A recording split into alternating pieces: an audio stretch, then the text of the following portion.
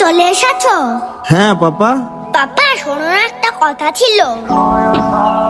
কি হয়েছে বলো আমায়। আমি না বড় হয়ে গেলে খুব ভালো হতো, জানো? হ্যাঁ, বড় হলে আমাকে বড় করতে হবে না, কেউ বকবে না।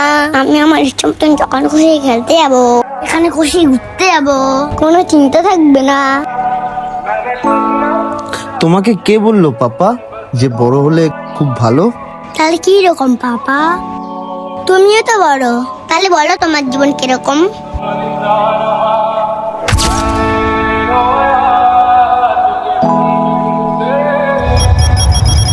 তুমি এখন ছোট আছো, খুব ভালো আছো।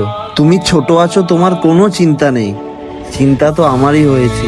আর তুমি জিজ্ঞাসা করলে না, আমিও তো বড় হয়ে গেছি, আমার জীবনটা কিরকম। তোমার